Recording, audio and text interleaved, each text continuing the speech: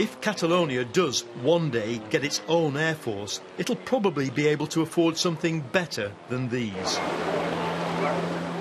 On the beach in Barcelona, the air show is a welcome distraction from the crisis. But this, Spain's richest region, is now at the centre of the crisis. With Madrid committed to austerity, there is now a rising demand in Catalonia for independence. My feeling is that the Spanish government has totally rejected what's happening here. They've spread rejection and hate, with comments calling us the damn Catalan that doesn't want to collaborate. Now, a lot of people are not only feeling this in their heart, but in their pockets too. And the feeling is that they would be a lot better off if they were not a part of Spain. If we put those two feelings together, I think we are relatively close to reaching our goal. I think we are on the right path. For Catalonia, it's a path often dreamed of but never taken. The regional government here wants at the very least fiscal autonomy. They've called a snap election and threatened to hold a referendum on independence. But could this iconic Spanish city ever leave Spain? At the HQ of the ruling party, I've come to meet one of the men who'll decide that. In terms of industrial, also tourism, also... Oriol Pujol is one of the leaders of the Convergence and Union Party that runs the region. It's true that the crisis and this difficult moment in a rich land and nation like Catalonia that are apporting between the 8 and 9% of our GDP every year to Spain, the result is not happy at all. Because there are double of cuts in terms of social services, educational services, health services, double cuts of the rest of Spain, and double taxes. So it's really disbalanced. So we must solve that. If I don't solve that,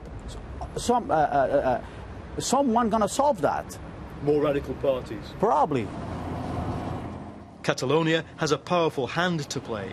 It's the industrial powerhouse, rich, a kind of Spanish Germany. Until now, nationalist politicians here have played that hand to get concessions from Madrid. But Madrid now can only offer austerity and has repeatedly denied the region's attempts to gain more autonomy.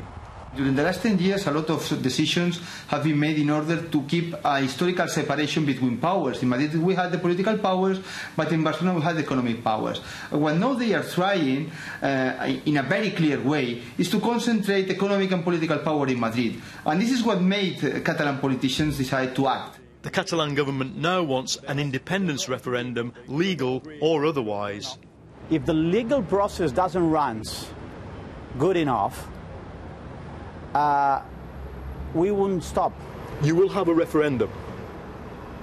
It could be impossible to avoid it. If they ever do become a country, they will, of course, have no trouble forming a football team. At this soccer bar on Tuesday night, as their team trounced Benfica, the Barca fans were in no doubt about what's changing. I feel absolutely Catalan. I feel absolutely Catalan. Well, I mean, in my passport, in my IT, it says that I'm Spanish, but I'm not. 2 or 3 years ago, people would tell you, hey, that independence thing will never happen. Don't be too excited about it. Don't expect too much. And now, after what has happened in the last month or month and a half, it is amazing.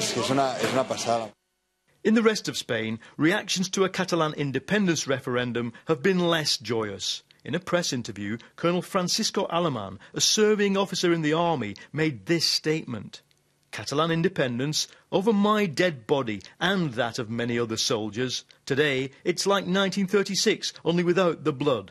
Unfortunately, the data tells us the economy is going to get even worse. In Barcelona, they're trying to take attitudes like that in their stride. Politics of fear, not only the sentence of this person of the army, will appear. We know that. But the process is so enthusiastic that any kind of fear probably shows how weak is Spain and Spanish politics defending or trying to avoid the process in Catalonia. The economic impact of Catalan independence is disputed, but at least it can be measured in facts and figures. What cannot be measured is feeling, and there is a huge wave of nationalist sentiment here. That's put formal support for independence up around 52%. But what nobody can know is the point at which the wave becomes unstoppable. It's just a folk dance, but to Catalans, the sardana, performed outside the cathedral every Sunday, has massive significance. Under Franco, people died for the right to speak their own language, sing their own folk songs. There are layers of history at stake here.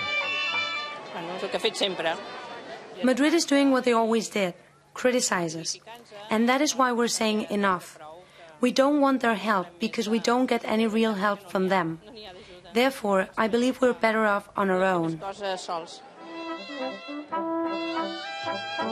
Up to now, the cultural freedom symbolised here has been enough to contain demands for independence. But the crisis changes everything, and we still don't know where the crisis ends.